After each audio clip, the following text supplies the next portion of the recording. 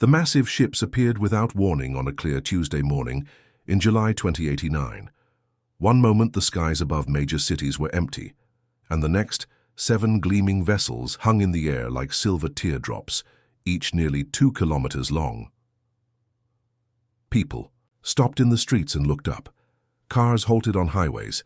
Every screen on Earth switched to the same image, the ships hovering silently above New York, Beijing, Moscow, Cairo, Rio, Tokyo, and Sydney. No one panicked, at least not right away. There was just a collective held breath as humanity realized everything had changed. "We mean no harm," came the message, translated into every Earth language simultaneously. "We are the Galactic Council. We come in peace." For 3 days the ships remained and Earth's government scrambled to respond. Military forces worldwide went on high alert, but no one fired a shot. Scientists tried desperately to analyze the technology keeping those massive ships aloft. Religious leaders called for calm. On social media, millions shared their fears, hopes, and wild theories. On the 4th day, a smaller craft descended from the ship above Tokyo. It landed in a specially prepared area in a city park, surrounded by representatives from every major nation. When the door opened, Ambassador Kim stepped out. He looked almost human, 2 arms, 2 legs, a head, but his skin had a faint bluish tint, his eyes were larger, and he stood nearly 7 feet tall. He wore what seemed to be a simple white robe, though the material shimmered strangely in the sunlight. "I bring greetings from the 327 civilizations of the Galactic Council," he said, his voice gentle but firm. "We have watched Earth for many of your decades. We believe you are ready to join us among the stars." President Choi of South Korea was the first human leader to shake Ambassador Kim's hand. "Why now?" she asked, expressing the question on everyone's mind. Ambassador Kim's large eyes blinked slowly. "Because you have reached a tipping point. Your technology advances quickly. Soon you would have detected us anyway. But more importantly, we need you." That statement triggered weeks of intense diplomatic meetings. The Council had established observation posts on the Moon decades ago, monitoring human development. They had studied our wars, our art, our struggles, and our triumphs. What they found fascinated them. "Your species possesses something rare," Ambassador Kim explained during a United Nations address that became the most watched broadcast in human history. "You can feel deep compassion for strangers and righteous fury at injustice. Most species have one or the other, logical minds without emotional depth, or emotional beings without moral complexity. But humans feel both, intensely. Not everyone trusted the aliens. General Sun of the Chinese military alliance publicly questioned their motives. "Why would advanced beings need anything from us?" he demanded at a Security Council meeting. Ambassador Kim's response was unexpected. "The galaxy is not always kind," he said. "There are threats even the Council fears. Humanity's unique psychology may help us all survive what is coming." He refused to elaborate further, which only increased suspicion. Meanwhile, regular people adjusted to the new reality. Children drew pictures of the ships for school assignments. Toys featuring Ambassador Kim and other council members became instant bestsellers.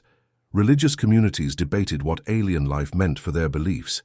Some street vendors even started selling alien food, mostly just colored candy and strangely shaped bread.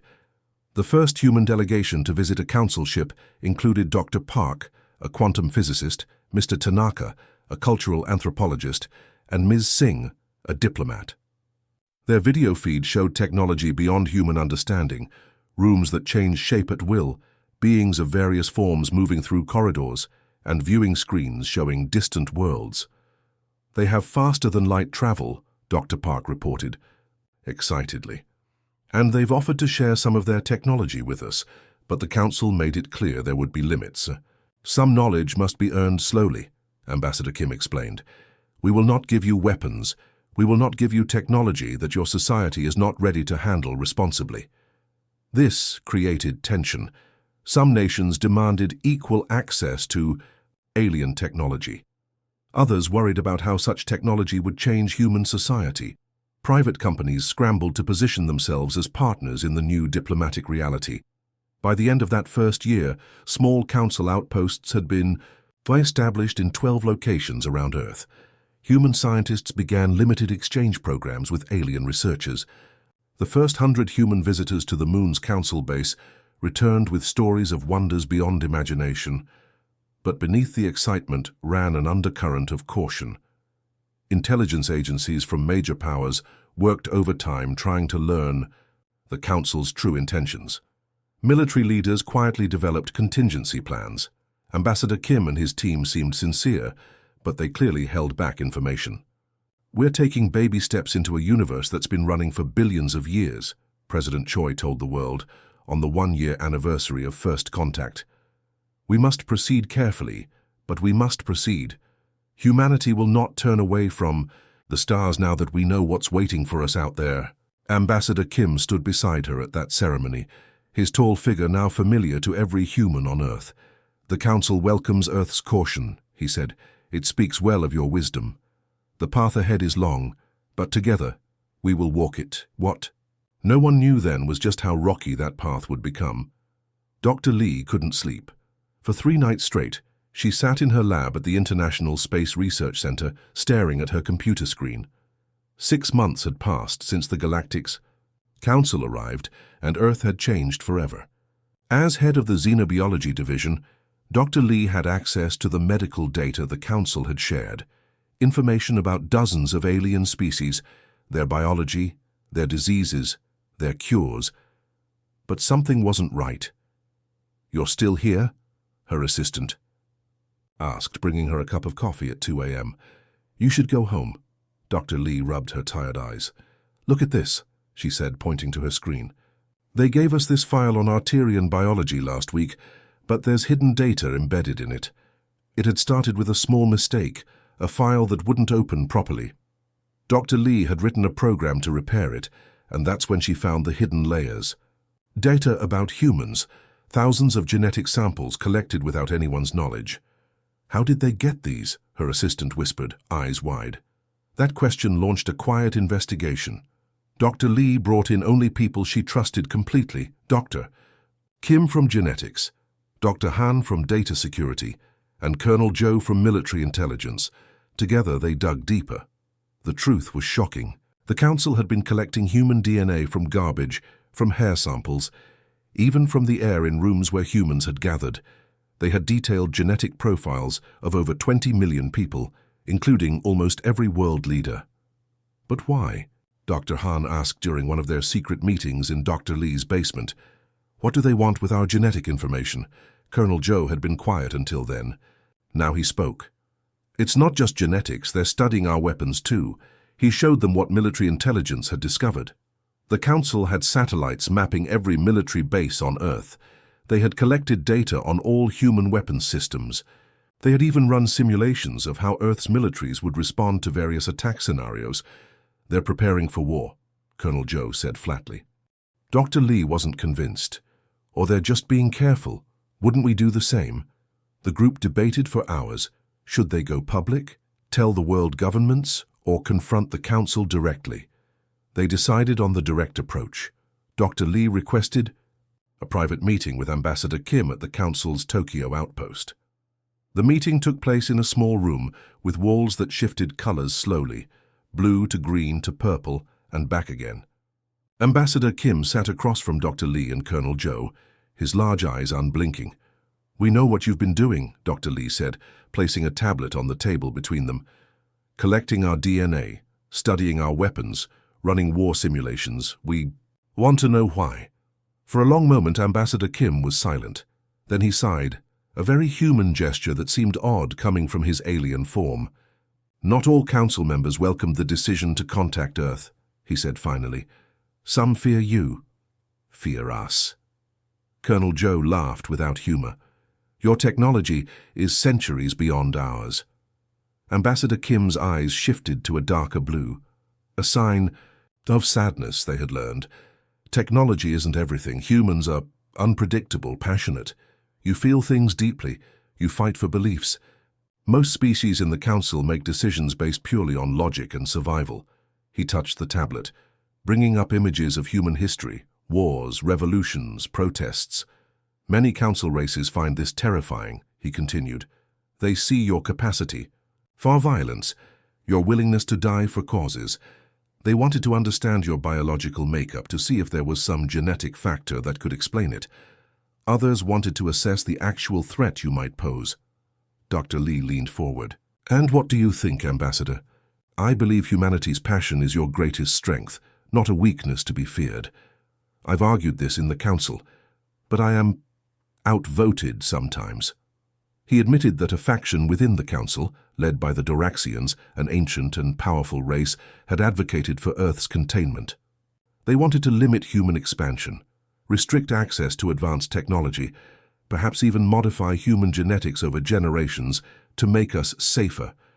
This is outrageous, Colonel Joe said, standing up. The people of Earth need to know. Please. Ambassador Kim said, let me handle this within the Council. Public knowledge will only strengthen the containment faction's position. They'll point to your reaction as proof humans are too emotional to join galactic society. But it was too late. Dr. Han had set up a backup plan. If Dr. Lee and Colonel Joe didn't return within 3 hours, everything they had discovered would automatically upload to the Global Information Network. Within days, every person on Earth knew the truth. News channels played the evidence on repeat. Social media exploded with anger and fear. Protests formed outside council outposts. Some countries recalled their scientists from exchange programs. Ambassador Kim appeared on worldwide television, trying to explain. Yes, some council members fear humanity's potential, but others, myself included, see you as valuable allies. Please, don't let fear drive your reactions. But trust, once broken, is hard to rebuild. Military forces worldwide went on high alert. The UN Security Council held emergency sessions. People looked at the once wondrous alien ships with new eyes, seeing not marvels but threats. What no one realized was that the genetic sampling and military assessment were just the tip of the iceberg. The real betrayal was still hidden, waiting to be discovered. And when it finally came to light, humanity's response would shock even those council members who feared us most. Colonel Park stared at the weapons spread across the table in his secure underground office. They looked almost like normal guns and explosives, but subtle differences marked them as something else entirely. The metal had an unusual blue-gray sheen. The triggers were shaped for fingers slightly longer than human ones.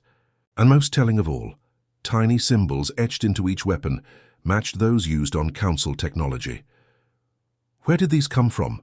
Asked the general, picking up one of the weapons carefully. We seized them from the Unity Freedom Brigade after their attack on the Beijing water treatment plant, Colonel Park replied. The same group that supposedly doesn't have access to advanced technology.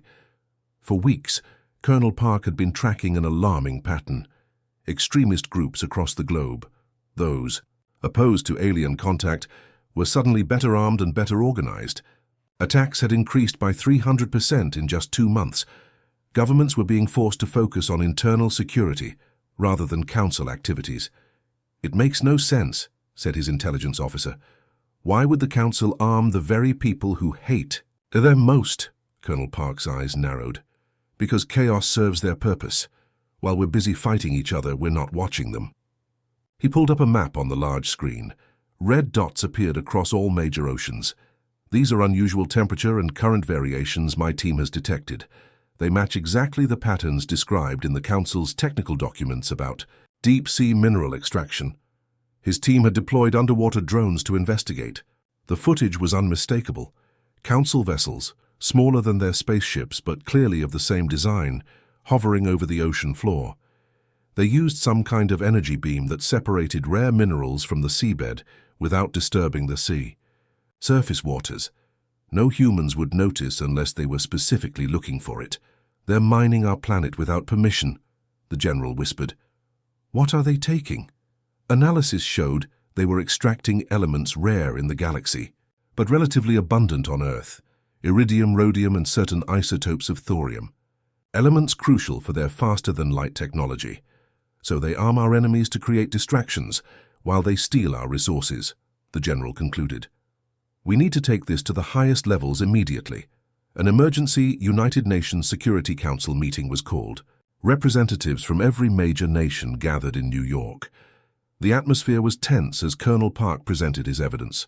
Weapons traced to Council origins, footage of underwater mining operations, data showing mineral depletion in key ocean regions.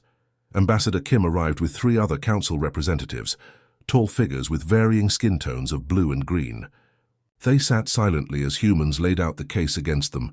When the Secretary-General finally turned to the Council delegation, everyone expected denials. Instead, Ambassador Kim's large eyes drooped at the corners. "There have been misunderstandings," he began, his voice softer than usual. "Misunderstandings." The Chinese representative slammed his hand on the table. "You've armed terrorists who have killed hundreds of our citizens." "The weapons were not provided directly," said one of the other council members, speaking for the first time. Her voice had a musical quality that almost distracted from her words. Certain private interests within council space may have acted without full authorization. Colonel Park stood up. "We have traced the weapons' quantum signatures directly to official council manufacturing facilities." The council representatives exchanged glances. "As for the ocean operations," Ambassador Kim continued, "we should have requested permission. We believe the extraction was harmless, occurring too deep to affect your ecosystems. We underestimated your monitoring capabilities." The room erupted in angry shouts. The Secretary-General called for order. "Ambassador," she said when the room quieted, "you've violated our trust and our sovereignty. You've contributed to violence on our planet. What do you have to say?" What happened next shocked everyone. Ambassador Kim slowly stood, then lowered himself to his knees, a gesture they had never seen from any council member before. "We ask for your understanding," he said, voice trembling slightly. "For your mercy." The Phi. Other council members followed his lead, kneeling before the human delegation. The faction within the council that fears humanity has been working to justify more drastic containment measures, Ambassador Kim explained. "They believe your species is too dangerous to join galactic society as equals.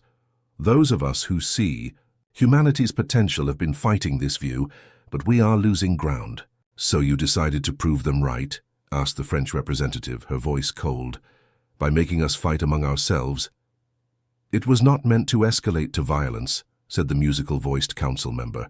"The weapons were supposed to be used as leverage, to create political pressure only." "And the mining?" Colonel Park demanded. "Resources we desperately need," Ambassador Kim admitted. "Our war with the void hegemony has depleted key reserves. Earth is rich in elements rare elsewhere." "You could have asked," the Secretary-General said simply. The council members looked genuinely confused by this statement. "We did not think you would share," Ambassador Kim said finally. "Most species would not." "Most species aren't human," Colonel Park replied. The Secretary-General stood. "This meeting is adjourned. The council representatives will remain in custody while we decide our response. All council outposts on Earth and in orbit are hereby placed under human control until further notice." As they were led away, Ambassador Kim turned back. "Please," he said, "consider carefully. There are greater threats in the galaxy than our deception. If humanity and the Council become enemies, others will take advantage." His words seemed genuine. His fear seemed real. But humans had heard enough promises from the stars. No one knew then just how quickly humanity would respond, or how thoroughly they had prepared for this moment. 3 hours after the United Nations meeting ended, Operation Earthshield began. The truth was, humanity had never fully trusted the Council. Even while welcoming their ships, accepting their technology, and sending delegates to their outposts, Earth's governments had been quietly preparing. Military leaders from nations that were historical enemies had met in secret bunkers. Scientists had studied every scrap of Council technology they could access. Intelligence agencies had mapped every alien presence on and around Earth. They were ready. At exactly 0300 GMT, Special Forces teams moved simultaneously against all 12 Council outposts on Earth. In Tokyo, Navy SEALs disabled the outposts' security systems using technology reverse-engineered from Council devices. In Cairo, Spetsnaz troops used sound-dampening equipment to approach undetected. In Rio, Brazilian special forces deployed electromagnetic pulse weapons specifically calibrated for Council systems. Lieutenant Yu led the team that stormed the Seoul outpost. "Remember, non-lethal force only," she told her soldiers as they prepared to breach the main entrance. "We want prisoners, not casualties." The Council guards never expected an attack. Their weapons, designed to stun rather than kill, were secured in lockers when the humans burst in. Within 5 minutes, the Seoul outpost was under human control. This scene repeated across the globe. By dawn, every Council member on Earth was in custody. Not a single human life was lost, but taking the ground outposts was the easy part. Phase 2 begins in 30 minutes, General Kang announced from the newly established command center beneath Mount Fuji. Around him, military personnel from 28 nations worked side by side. On massive screens, they watched the 7 Council ships still orbiting Earth. For months, Dr. Jin had led a team of physicists studying the energy signatures of Council vessels. They discovered something unexpected. The ship's defensive shields operated on a predictable frequency pattern. With enough power, those shields could be disrupted. "Power levels at maximum," reported the technician at the main console. "Orbital platforms in position." In the months before the Council's betrayal was discovered, humanity had launched what appeared to be communications satellites. In reality, they were energy projection platforms, designed to focus the combined output of Earth's largest power plants into targeted beams. "Execute Phase 2, ordered General Kang. Across Earth's orbit, the platforms activated simultaneously. Invisible beams struck each Council ship at precisely calculated points. For 10 seconds, nothing seemed to happen. Then alarms began blaring throughout the command center. "Shield disruption successful," announced Dr. Jin, her voice steady despite the tension. "All 7 vessels report defensive systems offline." On another screen, they watched as spacecraft launched from Earth, the combined space forces of the major powers, flying ships that had been built in secret, incorporating both human ingenuity and adapted Council technology. Colonel Pak commanded the assault on the Council flagship. His voice came through the command center speakers, calm despite the chaos around him. "Boarding teams deployed. Minimal resistance encountered. They didn't expect us to be able to reach them." One by one, the Council ships fell under human control. The aliens aboard, mostly scientists and diplomats, not soldiers, surrendered quickly. Many seemed more confused than frightened, unable to comprehend how humans had overcome their superior technology so easily. "How?" one Council engineer asked as human soldiers secured the engine room of the flagship. "Your species doesn't have the technology to penetrate our shields." "You gave us the keys without realizing it," replied the human engineer who led the boarding team. "Every piece of technology you shared, we studied. Every detail you thought insignificant, we analyzed. You underestimated human determination." By sunset, Operation Earthshield was complete. Every Council presence on or around Earth was under human control. The news spread across the planet, causing celebrations in some places, solemn reflection in others. Humanity had defended itself, but what would come next? In a secure room beneath Geneva, a team of international representatives interrogated Ambassador Kim. He sat alone, his tall figure somehow smaller now, his blue-tinted skin paler than before. "You must understand," he said.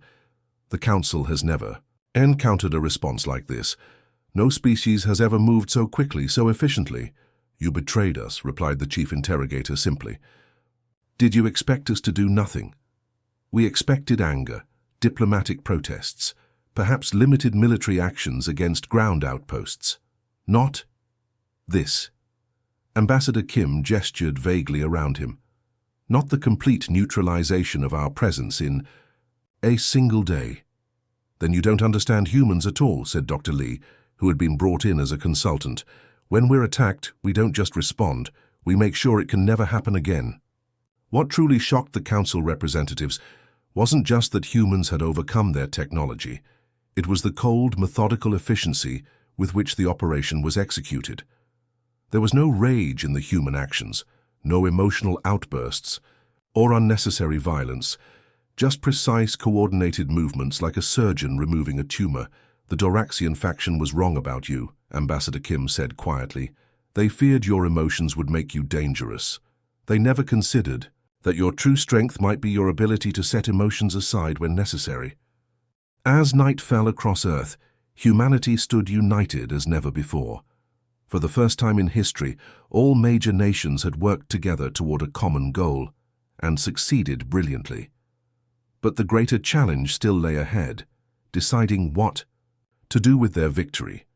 In orbital command centers and underground bunkers, in cabinet rooms and military headquarters, the same question was being asked. Now that humanity had shown its strength, what would it do with its power? The captured council ships revealed secrets beyond imagination, star maps showing thousands of inhabited worlds, records of ancient civilizations that had risen and fallen over millions of years, and most importantly, evidence that many species in the Council suffered under its rule. They're not the benevolent galactic community they pretended to be. Dr. Yoon explained to the United Earth Council, 6 months after Operation Earthshield. The UEC had formed in the weeks following humanity's victory, a new governing body representing all Earth nations in space matters. Dr. Yoon pointed to the holographic display showing dozens of alien worlds. These species, the Nari, the Tellarites, the Vosh, they've all filed formal complaints against Council exploitation. Their resources taken, their technological development restricted. Some have been client species for centuries. This discovery changed everything. What had begun as self-defense transformed into something larger.